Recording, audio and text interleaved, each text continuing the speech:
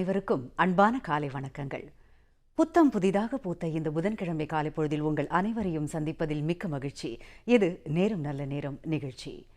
பகல் வெல்லும் கூகையை காக்கை இகல் வெல்லும் வேந்தற்கு வேண்டும் பொழுது நல்ல நேரம் அறிந்து செயல்பட்டால் வெற்றி நிச்சயம் என்பது வள்ளுவன் வாக்கு.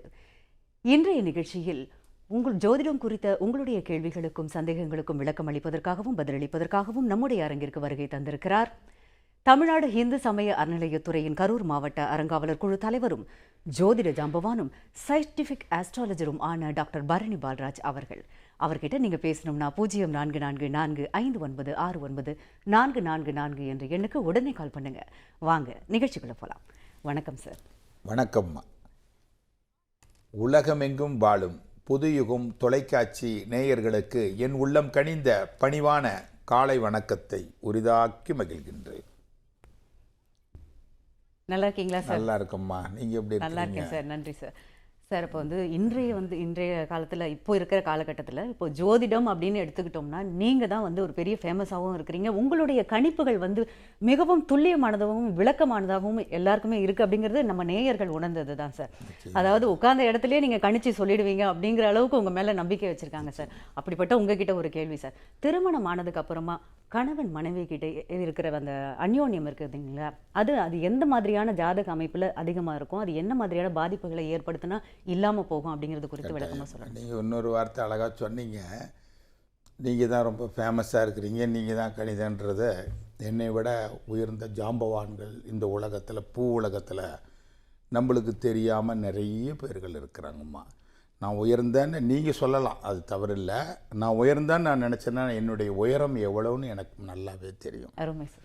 அதே போன்று நீங்கள் கேட்ட கேள்வி மாதிரி கடந்த 2 தினங்களுக்கு முன்னால் அலைபேசியிலிருந்து வெளி மாநிலத்திலிருந்து ஒரு அன்பர் தன்னுடைய வரக்கூடிய, அதாவது இன்னும் 1.5 மாதத்தில் நடக்கக்கூடிய திருமணம் நடக்கக்கூடிய வருங்கால மனைவியினுடைய ஜாதகத்தையும் இவருடைய ஜாதகத்தையும் அனுப்பிச்சி வச்சு எங்கிட்ட பொருத்தம் பார்க்குறார். அதாவது எடுத்த உடனே ஐயா நான் பொருத்தம் பார்க்கணுன்னு சொல்லி தான் அப்பாயின்மெண்ட்டு வாங்குறாரு அலைபேசி மூலயமா. பொருத்தத்தை எடுத்து சொல்லும் பொழுது, ஐயா எனக்கும் இந்த பொண்ணுக்கும் இன்னொரு 1.5 மாதத்தில் கல்யாணம், நிச்சய தாம்பலம் முடிஞ்சிருச்சு, எனக்கு பிடிக்கவே இல்லை, ஆனால் என்னுடைய பேரண்ட்ஸ் ரொம்ப புகுத்துறாங்க திணிக்கிறாங்க, நான் வெளி மாநிலத்தில் ஒரு உயர்ந்த இடத்துல நான் அங்கே வச்சு தொழிலில் இருக்கிறேன்னு அப்படின்னு சொன்னார். ஏதம்பி எல்லாம் நிச்சயமெல்லாம் முடிஞ்சு எதுக்கு நீங்கள் பொருத்தம் பார்க்குறீங்க, சந்தேக கோடு சந்தோஷத்துக்கு கேடல்லவா? இல்லை சார் நீங்கள் கரெக்டாக சொல்லுவீங்க. ஜாதகத்தை முதல்ல பெண்ணுடைய ஜாதகத்தை பார்க்க சொல்கிறாரு. பெண் ஜாதகத்தை பார்க்குறேன். பெண் ஜாதகத்தில் விருச்சக லக்னத்துக்கு சுக்கிரன் ராகுவோட கூடப்பட்டு பாதகத்தில் இருப்பது என்பது உண்மைதான். அந்த தசா புத்திகள்லாம் முடிஞ்சிருச்சு. அப்போது இந்த பெண்ணுடைய ஜாதகத்தில் சில மைனஸ் தான் இருக்குது, உடனே பல ப்ளஸ் இருக்குது தம்பி. அதனால் உன்னுடைய தாய் தாப்பன் சொல்கிற மாதிரி நீங்கள் ஓகே பண்ணுங்கள். உங்களுடைய ஜாதகத்தை பார்க்குறேன், அதை சந்தேக எண்ணங்கள் தலைவிரித்து ஆடக்கூடிய தன்மை உங்களுது 32 வயசு முழுமையாக முடிகிற வரைக்கும் அப்படி இருக்குது. இன்றைக்கி தான் 29 வயசு கம்ப்ளீட் ஆகி 1 மாதம் 17 நாள் தான் ஆகுது.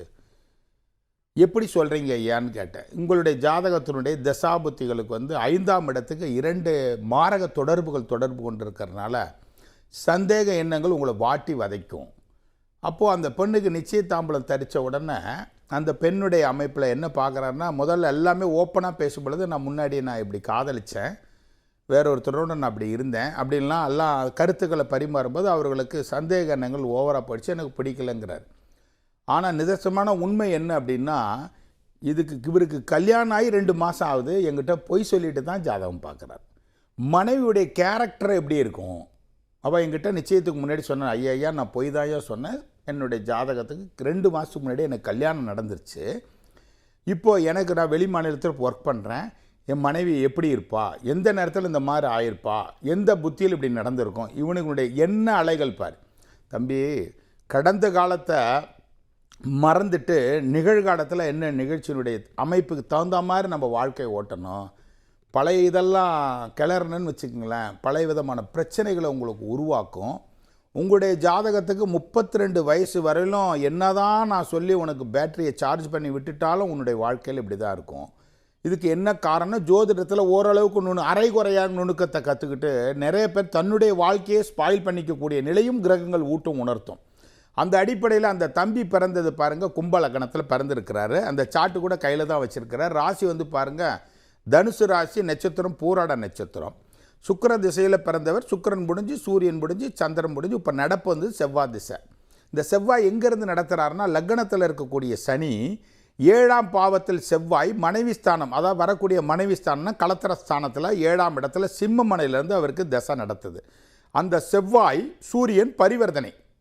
அப்போது 10ஆம் இடமும் 10ஆம் இடத்திற்கு அதே 7ஆம் இடமும் பரிவர்த்தனை பெற்று 7ல் செவ்வாய் இருக்கிறது. அதேனோட புதன் வந்து பாருங்கள் சூரியனோட புதனோட குருவும் அமரப்பெற்று 10ஆம் பாவத்தில். அந்த செவ்வாய் 4வது பார்வையாக பார்க்கும் பொழுது 6, 8, 12ங்கிறது ஒரு துர்ஸ்தான அமைப்பு இந்த மனசு ஸ்தானத்துக்கு. அப்போது என்னதான் இருந்தாலும் அவருடைய கேள்வி கணைகளை என்னதான் முன்வைத்தாலும் உனக்கு கல்யாணம் ஆயிடுச்சு தம்பி, 32 வயசு வரலும் எந்த நேரத்திலும் பிரியக்கூடிய ஒரு தன்மையை கிரகங்கள் ஊட்டும் உணர்த்தும். அந்த பெண் ஜாதகத்தில் அப்படி இருக்கா இல்லையாங்கிறது மற்றொரு புறத்தில் இருந்தால் உன்னுடைய ஜாதகத்தில் இந்த பெண்ணுன்னு இல்லை இந்திரலோகத்து சுந்தரியை கல்யாணம் பண்ணாலும் உன்னுடைய சந்தேக எண்ணங்கள் உன்னை வாட்டி வதைக்கும். அதுக்கு நான் தான் இந்த எத்தனை கேட்டதையே மீண்டும் மீண்டும் எப்படி ஆயிருக்கும், என்ன மாதிரி ஆயிருக்கும், எப்போ பிரியும், எனக்கு 2வது வாழ்க்கை எல்லாம் ஒன்றுமே இல்லை, நல்லா போயிட்டுருக்கு லைஃபு.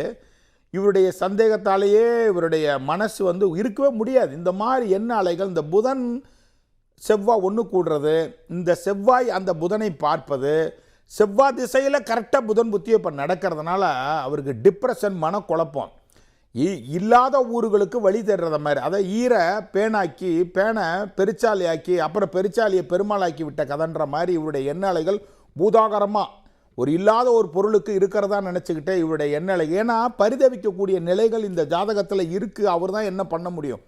இதையே தான் கேட்குறார் திருப்பி திருப்பி. எப்படி ஆயிருக்கும், என்ன ஆயிருக்கும், என்ன மாதிரி வருவோம் தம்பி, 32 வயசு வரலும் உன்னுடைய நிலை இதுதான் இருக்கிறதெல்லாம் தெளிவாக சொல்லிட்டோன்னா மறுபடியும் மறுபடியும் மறுபடியும் இதே திருப்பி திருப்பி அவர் எனக்கு கேட்ட கேள்விகள்லாம் ஒவ்வொரு விதங்களில் ஆங்கிளில் கேட்குறேன்.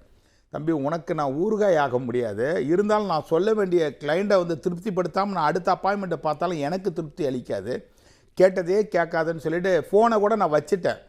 மீண்டும் கூப்பிட்றாரு. ஏன்னா அந்த ஜாதகத்துக்கு என்னென்னா 5ஆம் இடம் மனசு, அந்த மனசுங்கிறது மிதுனமனை, அந்த மிதுனமனைக்கு 5ஆம் இடத்திற்கு 3ல் அந்த செவ்வாய் திசை நடத்துது. அந்த புதன் வந்து பாருங்கள் பஞ்சம அஷ்டமாதிபதி இல்லையா, அந்த புதன் 10ஆம் இடத்தில் அமரப்பெற்றது. அது செவ்வாய் 4வது பார்வையை சிம்மமனையிலிருந்து பார்க்கிறது. வாழவும் உடலை பிழைக்கவும் உடலை. இன்னொரு ப்ளஸ் அவர் ஜாதகத்தில் என்ன அப்படின்னு கேட்டால் ஐப்பசி கார்த்திகை மாதம் பிறந்த ஜாதகர். சூரியன் எங்கே இருக்குது? 10ல் சூரியனும் புதனும் குருவும். அப்போது அந்த 5ஆம் இடத்திற்கு நல்ல யோக சம்பத்துவம், 3ஆம் இடம் தாம்பத்திய ஸ்தானத்துக்கு சில மைனஸ் இந்த ஜாதகத்துக்கு இப்போ நடந்தாலும் சுக்கிரன் வந்து அவருக்கு 9ல் பாதகத்தில் ஆட்சி பெற்று ராகுவோட கூடப்பட்டிருக்குது. அடுத்தது செவ்வாய் திசையில் புதன் புத்தி உருண்டு ஓடிக்கிட்டு இருக்கு. 4வது மாதத்தோடு முடிஞ்ச அப்புறம் கேது முடிஞ்சு சுக்கிரன் என்ட்ரி ஆகும். இந்த சுக்கிரனில் இன்னும் மேலும் மேலும் விஸ்வரூபமாகி பிரிவினை கோட்டில் போய் நிற்கக்கூடிய ஒரு தன்மையை நிச்சயமாக உருவாக்கும். இதுதான் எழுதப்பட்டதனுடைய ரூல். ஒரு ஜாதகத்தை கண்ணோட்டமாக பார்க்கும்போது முன்னோட்டமாக தெரியுங்கிற மாதிரி 7ல் செவ்வாய் இருக்கிறது தப்ப சொல்லலை. அது சனி நேரடியாக பார்த்து லக்னத்திலிருந்து பார்க்குறது ஒரு மைனஸ். 2வது இப்போ நடத்துறது செவ்வாய் திசை. இந்த செவ்வாய் 4வது பார்வையாக இப்போ புதனை பார்க்கறது. இப்போ புதன் புத்தி தலைவிரிச்சு போயிட்டுருக்கு. 2வது கேது முடிந்து அடுத்தது சுக்கிரன் வரும். அப்போது எண்ண அலைகளுக்கு ஆப்போசிட்டான புத்திகள் நடக்கும்போது சந்தேகத்தினுடைய விளிம்பிக்கே போய் வாழ்க்கை இவருக்கு தோல்வியாகி மறு வாழ்க்கையால் தான் இவருடைய வாழ்க்கை தித்திக்க வேண்டும் என்று எழுதப்பட்டதனுடைய ரூல்.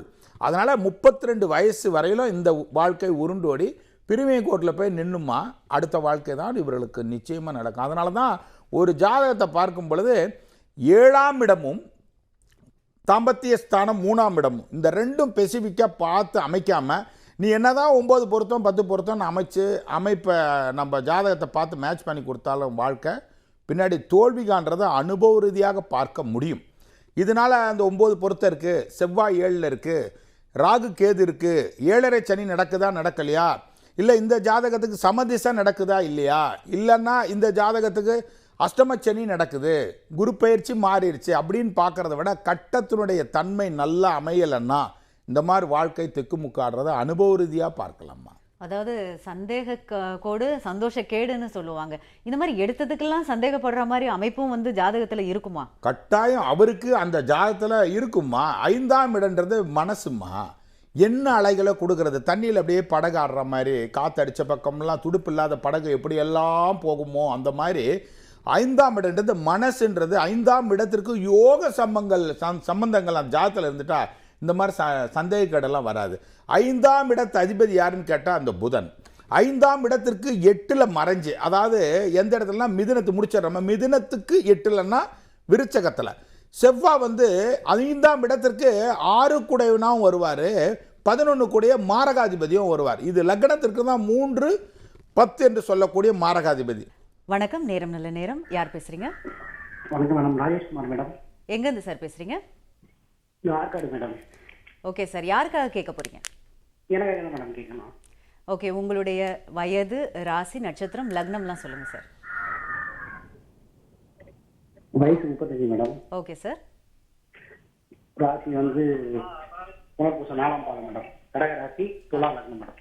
ஓகே சார், என்ன சார் கேள்வி கேட்க போறீங்க சார் கிட்ட? மேரேஜ் அப்பாவும் கேட்கணும் மேடம். கண்டிப்பா நடக்கும் சார். சார் கிட்ட பேசுறேன். வணக்கம் ஐயா, நல்லா இருக்கிறீங்களா? வணக்கம் சார், நல்லா இருக்கீங்களா நீங்க? நல்லா இருக்கேன் ஐயா, நல்லா இருக்கிறேன்.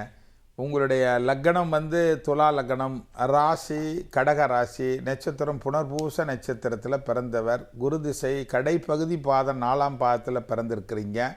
குரு திசை உங்களுக்கு முடிஞ்சாச்சு. 19 வருஷம் சனி திசையும் முடிஞ்சாச்சு. இப்போ நடப்பு 17 வருஷம் உங்களுக்கு புதன் திசையில் கடைப்பகுதிக்கு வந்தாச்சு. புதன் திசையில் அநேகமாக உங்களுக்கு இப்போ நடக்கிறது சனி புத்தி தான் நடக்குது. பொதுவாக இந்த லக்னத்துக்கு, இந்த துலா லக்னக்காரர்களுக்கு இந்த 2ஆம் இடம் தான் குடும்ப, தன, பாவம், பொருளாதாரம், மேன்மை ஸ்தானம். இந்த புதன் திசையில் இந்த சனி புத்தின்றது இடர்பாட்டுக்கு உண்டான புத்தி. அதாவது தொழில் ரீதியாகவே ஒரு ஆக்சலேஷன், ஒரு இடர்பாட்டுகளையும் கொடுக்கும். குடும்ப ரீதியாக ஓகே அவரை மாதிரி இருக்கும், அது தடைப்பட்டு போகும். ஏன்னா வயது கிளியராக 35 வயசு சொல்லும் பொழுது கடைப்பகுதி பாதத்திலையும் பிறந்திருக்கிறேன், 4ஆம் பாதம்னு அழகாக சொல்லிட்டனால இருப்புக்கு இப்போ நடக்கிறது உங்களுக்கு இதுதான் நடக்கும். அதில் மாற்றுக்கிறதுக்கே இல்லை. ஆக மொத்தம் உங்களுக்கு இது ஒரு 19, அது ஒரு 17, அப்போ 36 வயசு வரலுமே இது இருக்கும். குரு திசை இருப்பு ஜஸ்ட் இருந்தால் ஒரு 1.5 வருஷம் 2 வருஷம். அப்போ உங்களுக்கு ஒரு 2 ஆண்டுகளுக்கு இன்னும் இடர்பாட்டுக்கு உண்டான புத்தி தான் தம்பி இருக்குங்க. குடும்பத்தை அமைச்சாலும் சிறப்பளிக்காது, அமைக்கலைன்னா ஏப்பா அமைக்கலேன்னு 4 பேர் கேள்வி கணைகளில் துளைப்பாங்க. இருந்தாலும் இன்னும் 2 ஆண்டுகளுக்கு ஒரு ஸ்ட்ரகிளான பீரியடு உங்கள் தசாபுத்தி வாயிலாகவே தெரியுது. இருப்பினும் பெயர்ச்சி என்பது இந்த ராசிப்படி வருகிற சித்திரை வைகாசி பிறகு குருனுடைய பெயர்ச்சி சாதக தாரையில் லக்ன ராசிக்கு 11ஆம் இடம் பாவத்திலையும், உங்களுக்கு அஷ்டமச்சனி சந்திரனுக்கு 8ல் சனி மறைந்து நிறைந்த கிடக்கூடிய கிரகம் கெட்டு லக்னத்திற்கு பஞ்சமத்தில் இருக்கிறதுனால அரியதொரு நற்பலாபலன்களை விதைக்கக்கூடிய தருணமாக இன்னும் ஒரு 4 மாதம் 5 மாதம் கடந்த பிறகு உங்களுக்கு அந்த பிராப்தம் இருக்குது. திருமணத்தை பார்க்கும் பொழுது அடிக்கடி நிகழ்ச்சி தொகுப்பில் சொல்கிற மாதிரி 3ஆம் இடம் தாம்பத்திய ஸ்தானமும் 7ஆம் இடம் சப்தமும் நல்ல பார்த்தமைச்சா உங்களுடைய இல்லறம் நல்லறமாக விளங்கும் தம்பி. அழைத்தற்கு மிக்க நன்றி. அழைப்பிற்கு நன்றி. வணக்கம், நேரம் நல்ல நேரம். யார் பேசுறீங்க? ஹலோ, நான் உடுமலைப்பேட்டையிலேருந்து சாந்தி பேசுறேன். ஓகேம்மா, யாருக்காகம்மா கேட்க போறீங்க? பையனுக்காக கேட்கணுங்க. ஓகே, அவருடைய பெயர், வயது, ராசி, நட்சத்திரம், லக்னம்லாம் சொல்லுங்கம்மா. கௌதம், திருவா நட்சத்திரம், மகர ராசி, ரிஷப லக்னங்க. ஓகேம்மா. 23 வயசுங்க. ஓகேம்மா, என்னம்மா கேள்வி கேட்க போறீங்க? இப்ப எம்இ படிச்சிட்டு இருக்காங்க, அவனுக்கு வேலை வாய்ப்பு. வேலை சம்பந்தமான கேள்விங்களா? ஓகே, கவலைப்படாதீங்கம்மா, சர்க்கிட்ட பேசுங்க. அம்மா வணக்கம்மா. உங்கள் மகன் பிறந்தது ரிஷப லக்னத்தில் பிறந்திருக்கிறாரு. ராசி உங்களுக்கு திருவோண நட்சத்திரம், மகர ராசின்னு சொல்லியிருக்கிறீங்க. அதே போன்று உங்கள் மகனை பொறுத்தவரையிலும் திரேகாதிபதி என்று சொல்லக்கூடிய 3ஆம் இடம் கர்ணபூஷண ஸ்தானாதிபதி, முயற்சி ஸ்தானாதிபதி. முயற்சி ஸ்தானத்திற்கு 7ஆம் பாவத்தில் மாரகத்தில் அமைந்திருந்தாலும் தன் வீட்டை தான் பார்ப்பதே ஒரு சிறப்பு. அதனால் தன்னுடைய முயற்சியால் கடல் கடந்து கண்டம் கடந்து பிழைக்கக்கூடிய ஐஸ்வர்ய பாக்கியம் உங்களுக்கு மகனுக்கு உண்டு. இப்போ நடப்பு திசை உங்கள் குழந்தைக்கு ராகு மகா திசை நடக்கிறதுனால, அதே போன்று அந்த ராகுவும் பிறப்பு ஜாதத்தில் ஜலக்கோள்கள் ஜனமலையில் அமர்ந்திருந்தால் வெளிநாட்டில் போய் பிரகாசமாக இருக்கக்கூடிய பாக்கியம் உண்டு. அடுத்தது இந்த ஜாதகத்துக்கு குரு திசையே வரக்கூடிய காலத்தில் நல்ல ஒரு உன்னதமான ஐஸ்வர்யத்தை கொடுக்கக்கூடிய அமைப்பாக அந்த குரு அந்த ஜாதத்தில் நன்கு அமைந்திருந்தாலே சிறப்பு தான். வருகிற பெயர்ச்சி பாருங்கள், சித்திரைக்கு மேலே முத்திரை பதிக்கக்கூடிய தருணமாக ராசிக்கு பஞ்சமத்தில் குரு அமர்ந்து 7.5 தாக்கத்தினுடைய இறுதி பகுதியில் கடைப்பகுதியில் உங்கள் குழந்தை இருக்கிறதுனால இன்னும் ஓராண்டுகளில் 7.5 சனியும் கம்ப்ளீட்டாக விலகுவதற்குண்டான அமைப்பில் நல்ல மேன்மையை கொடுக்கும். நல்ல பொருளாதார மேன்மையும் கொடுக்கும், இன்னும் மேற்கொண்டு படிக்கக்கூடிய ஐஸ்வர்யத்தையும் கொடுக்கும் அம்மா. அதே போன்று திருமண பாக்கியத்தை பார்க்கும் பொழுது மட்டும் இவருடைய வயதை 27 பிறக்கும் காலத்தில் பாருங்கள், சிறப்பான ஐஸ்வர்யமான ஒரு நல்ல அழகான துணை இவர்களுக்கு அமையுமா. அழைத்திருக்கு மிக்க நன்றி. அழைப்பிற்கு நன்றி சார். இப்போ நீங்கள் சொல்லியிருந்தீங்க சந்தேக கோடினால் சந்தோஷ கேடு அப்படிங்கிறத பற்றி சொல்லியிருந்தீங்க. அதாவது எவ்வளோ பெரிய பிரச்சனைகள்லாம் வரும் அப்படிங்கிறது இந்த மாதிரி அமைப்பு இருந்தா அப்படின்னு சொல்லியிருந்தீங்க.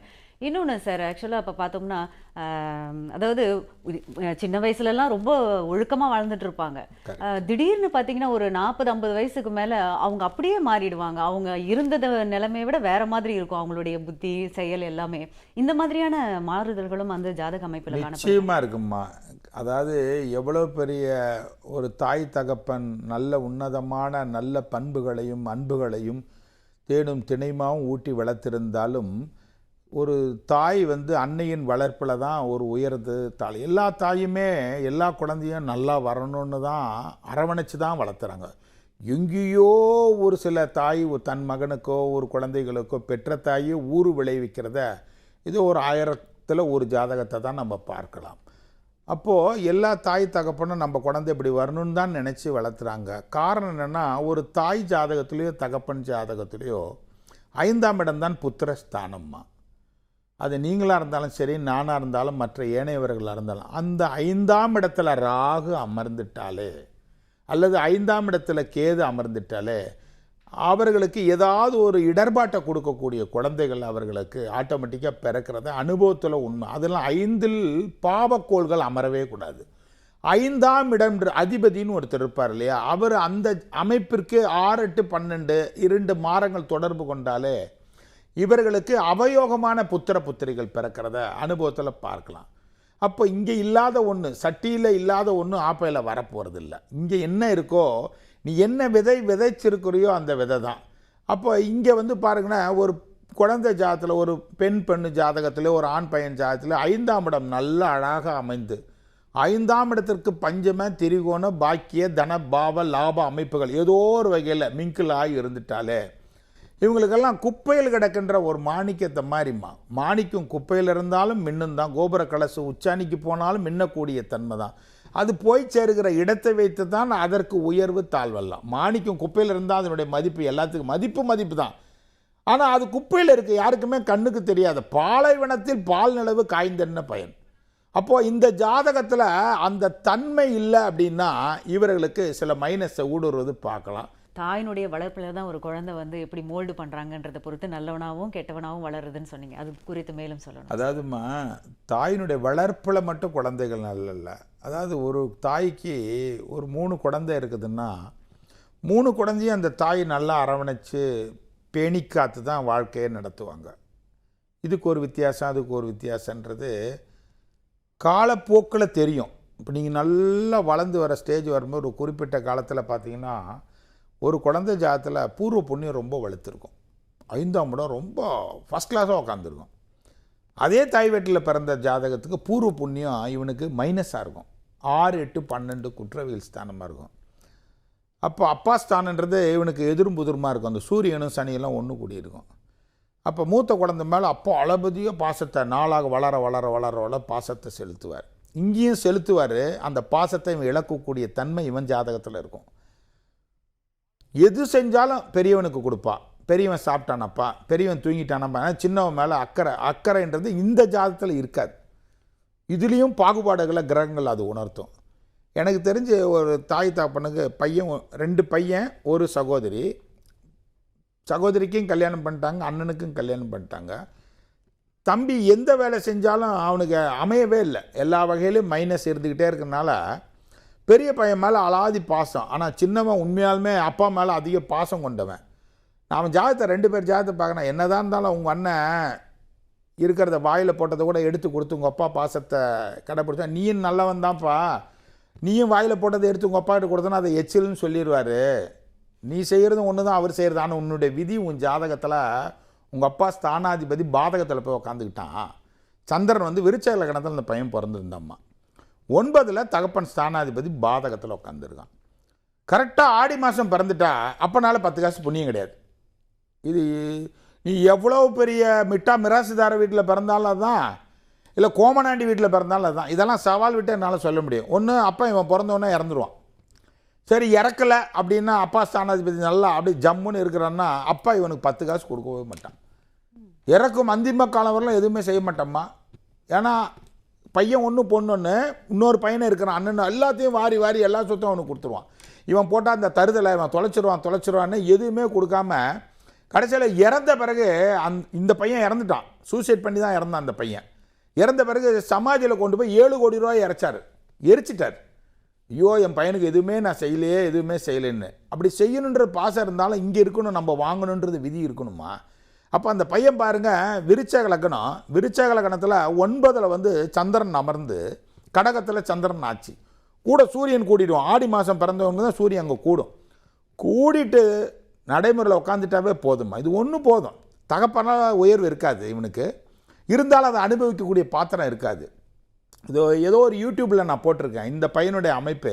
அதனால் ஒரு தாய் வீட்டில் பிறக்கிறதுக்கு நம்மளுக்கு வேணால் ஒரு 10 மாதங்கிறது கருவறைகள் வேணால் வாடகைக்கு தேவைப்படுற மாதிரி நம்ம அங்கே சிட்டாகி அழகாக உயிர் ஜனித்து வெளியில் வந்த பிறகு தொப்புள் கொடி அத்த உடனே அதுக்கு சொல்லுவான், தாய் பிள்ளையாக இருந்தாலும் வாயும் வயிறும் வேறன்னு அந்த தொப்புள் கொடி கணக்கில் இருந்தால் உருவாச்சு. அப்போது தாய் புசித்தால் ருசியாரன்றது 10 மாதம் உள்ளே இருக்கிற வரைக்கும் தான். 10 மாதம் கழித்து தொப்புள் கொடி அத்த பிறகு தாய் பசிச்சுட்டா அந்த குழந்தைக்கு ருசி அறியுமா? இங்கே குத்துனா அங்கே வலிக்கும், மனசு வேணால் வலிக்கும். ஆனால் உண்மையாலுமே அது ரத்த வலியாக அந்த குழந்தை தான் அடையும். அதனால் கெடுவான் கேடு நினைப்பான் என்பது பழமொழிக்கு தான் இருக்குமே ஒழிய, நிறைய அயோக்கியத்தனம் பண்ணுறவன் ஜாதகத்தில் பார்த்திங்கன்னா நிறைய பேர் இருப்பாங்க. நிறைய மைனஸ் எல்லாம் செய்வாங்க, ஆனால் அவங்க வாழ்க்கையில் கெடுக்கெடுக்கணும்னு உயர்ந்துக்கிட்டே இருப்பான். ஈயெறும்பு கூட துரோகம் பண்ண மாட்டாங்கம்மா. ஹரிஹரி சிவசிவா சங்கரான் இறைவனுடைய எந்த நேரம் இறைவா இறைவா இறைவா போற்றி போற்றிம்பான். ஆனால் அவனுக்கெல்லாம் கதவுகள் திறக்காது. இவன் பலவிதமான கபடதாரிகள், பசுந்தோல் போத்திய புலிகள் மாதிரி இருப்பான். அப்போ இறைவன் கிஃப்டாகவே நிறையவே பண்ணுவான். கெட்டவனுக்கு நல்ல வாழ்க்கை கிடைக்கும், இடையில கை விட்டுருவார்னு டைலாக்குக்கு வேணா பொருந்துமே ஒழிய, நிச்சயமாக நான் அனுபவ ரீதியாக பார்த்த உண்மை. எங்கேயோ ஒரு சிலர்களுக்கு மைனஸ் ஆகணும்னு ப்ளஸ்ஸும் இருக்கும், கூட மைனஸ் இருக்கும். அரசன் அன்று கொள்வான், தெய்வம் நின்று கொள்ளும்னு ஒரு பழமொழி. அது உண்மையாக கூட இருக்கலாம். அவன் ஜாதத்தில் அந்த மைனஸ் இருந்தால் தான் அரசன் அன்று கொள்ள முடியும், தெய்வம் நின்று கொள்ளுன்றது. இன்றைக்கெல்லாம் ஒரு கெடுபலனை விதைக்கிறான்னா அந்தந்த காலத்தில் அது கிடைக்குதுன்றான்ல, இவனுக்கு கிடைக்கணுன்றது விதி இருந்தால் மட்டும்தான். எத்தனை குற்றவாளிகள் வெளியில் தப்பிக்கிறாங்க தெரியுங்களா? ஒரு சில நிரபராதிகள் கூட மைனஸ் ஆகிடக்கூடாது. ஒரு சிலர்களுக்கு அந்த மாதிரி அமைப்புகள் மாட்டிடும். அதனால தான் ஒரு ஜாதகத்தில் பார்க்கும் பொழுது என் மாணவர்களுக்கு கிளாஸ் எடுத்தேன். போன வாரம் நான் கிளாஸ் எடுத்துகிட்டு இருக்கேன், ஜோதிட வகுப்பு எடுக்கிறேன். கும்பலகணத்தில் பிறந்து 8ல் ராகுவும் புதனும் அமர்ந்திருக்கான். சந்திரன் கடகமனையில் இருந்தால் புதன் சாரம் ஆயிலின் சாரம் பெறுதுன்னு வச்சுங்களேன், நிச்சயமாக அவன் ரெட்டாயிலில் கொலை விளக்கில் உள்ளே போவான். இவன் எந்த வயத்தில் பிறந்தாலும் இதுதான். கும்பலகணத்தில் பிறந்து கடகத்தில் சந்திரன் ஆட்சி பெற்று 8ல் புதன் ஆட்சி உச்சம் பெற்று அதனோட ராகு பின்னி சுக்கிரன் பாதகத்தில் இருக்கிறன்னு வச்சுங்களேன், இவர் ஒரு ஜாதகத்தை பார்க்குறேன், திட்டமிட்டு கூட்டிகிட்டு போய் கொலை செய்கிறாம்மா. ரெட்டை ஆயில் அவன் உள்ளே போகிறான், இல்லைனா இவனை அவங்க ஏதாவது பண்ணிடுறாங்க. அது வரைக்கும் அவர் நல்லவராக தான் இருந்தார். ஆனால் எவ்வளோ அழகாக நல்லவராக வாழ்க்கை 40 வயசு வரலாம் அப்படியே அம்சமாக வாழ்ந்தவருடைய வாழ்க்கையில் அம்மா, அதுதான் ஒரு தாய் வளர்ப்பில் ஒரு சாதாரணமாக முடிக்கிறம்மா. ஒரு சாதாரணமாக ஒருவனுடைய சந்தர்ப்பமும் சூழ்நிலைகளும் ஒருவனுக்கு சாதகமாக அமைந்து விட்டால் அவன் பாதகத்தை செய்தாலும் சாதகமாக அமையும். சந்தர்ப்பங்களும் சூழ்நிலைகளும் அவனுக்கு பாதகமாக இருந்து விட்டான், நல்லதே செஞ்சாலும் அந்த இடத்துல கெடுதலாக முடியுன்றது இதெல்லாம் உதாரணம் மேற்கோள் காட்டலாம். அப்போது ஒரு ஜாதகத்தில் 8ஆம் இடம் தான் அவமானம், 8ஆம் இடம் தான் கண்டம், 8ஆம் இடம் தான் உயர்ந்த இடத்துலேருந்து மலை உச்சிலேருந்து தள்ளப்படுறது, திடீர்னு சூசைட் தாட்டை கொடுக்கறது 8ஆம் இடம். இந்த 8ஆம் இடத்து அதிபதியோட ராகு பின்னக்கூடாது. அந்த ஸ்தானாதிபதி வாங்கியிருக்க நட்சத்திரம் பாருங்கள், கன்னிமனையிலிருந்து அது சந்திரனுடைய நட்சத்திரம் பெற்று சந்திரன் கடகத்தில் ஆட்சி பெற்றும் காலத்தில் இவர்களுக்கு ஏதாவது ஒரு சரி அது நடக்கலை அப்படின்னா இவனுக்கு கைக்கு விலங்கு போடுறத விட காலுக்கு விலங்கு போட்டு மனநிலை குன்றி இவனை 4 பேர் பார்த்து பரிதி வைக்கக்கூடிய நிலைகள். திடீர்னு ஃப்ளாஷ் ஆவாங்க. ஒரு கெடுதல் பண்ணிட்டு பேப்பரில் ஃப்ளாஷ் ஆகிறது ஒரு வகை இருக்குது இல்லையா? குற்றங்கள் பண்ணி இந்த மாதிரி பண்ணிட்டான், அந்த காதலிக்கு இந்த மாதிரி ஆசிட் ஊற்றி கொண்டுட்டான், இப்படி எத்தனையோ பேரை பார்க்குறோம். இந்த மாதிரி ஜாதகங்கள்லாம் எழுதப்பட்டிருக்கு. அந்த பெண்ணுக்கு ஆசிட் ஊற்றுறான்னா அந்த பெண்ணுடைய ஜாதகத்தில் அந்த 6-8 அமைப்பு இல்லாமல் அந்த லிங்க்கும் இந்த லிங்க்கும் ஒன்றும் ஆகிறது இல்லைம்மா. விதியை சார்ந்து மட்டும்தான் அமையும். இங்கே தப்பிக்கணும்னு விதி இருந்தால் இங்கே தப்பிக்கும். அதனால் நிறைய சொல்ல துடித்தாலும் நிகழ்ச்சியினுடைய நாம் இறுதி பகுதியில் இருக்கிறோம். மீண்டும் அடுத்த வார புதன்கிழமை காலை 7 மணிக்கு சந்திக்கிறோம். அது மட்டுமல்லாமல் என்னை சந்திக்க வேண்டும் என்றால் ஒவ்வொரு வாரமும் செவ்வாய், புதன், வியாழன் 3 தினங்கள் சென்னையில் நெற்குன்றத்தில் அலுவலகத்தில் என்னை சந்திக்கலாம். அது மட்டுமல்லாமல் வெள்ளி, சனி, ஞாயிறு, திங்கள் 4 தினங்கள் கரூரிலையும் என்னுடைய அலுவலகத்திலையும் சந்திக்கலாம். அதை விட்டு என்னை மறந்தாலும் மறந்து இருந்து விடுங்கள் நண்பர்கள். என்னுடைய யூடியூப் ஆஸ்ட்ரோ பரணி பாலராஜ் யூடியூப்பில் நிறைய ஒவ்வொரு வாரம் வெள்ளிக்கிழமையும் திங்கட்கிழமையும் பதிவிறக்கம் செய்து கொண்டிருக்கிறோம். திருமண வாழ்க்கையில் உயர்வு தாழ்வு, பொருளாதார ஸ்தானங்கள், குடும்ப மேன்மை, வேலை வாய்ப்பு, திடீர் அதிர்ஷ்ட வாய்ப்புகள், நிறைய வீழ்ச்சி தாழ்ச்சி எல்லாத்தையும் பதிவிறக்கம் செய்து கொண்டிருக்கிறோம். மீண்டும் அடுத்த வாரம் புதன்கிழமை காலை 7 மணிக்கு சந்திக்கிறோம் என்று வாய்ப்புக்கு நன்றி கூறி விடைபெறுகிறேன். நன்றி, வணக்கம். கண்டிப்பா சார். சாதக பாதகங்கள் அவரவர் விதியை பொறுத்தது அப்படின்னு அழகா சொல்லி முடிச்சிருக்கீங்க. பகிர்ந்து கொண்டமைக்கு மிக்க நன்றி சார். வணக்கம். வணக்கம். இந்நிகழ்ச்சியை பார்த்துக் கொண்டிருக்கும் அத்துணை பேருக்கும் இந்நாள் இனிய நாளாக அமையட்டும். அதுவரை உங்களிடமிருந்து விடைபெறுவது உங்கள் தேவிகா சுகுமாரன். நன்றி, வணக்கம்.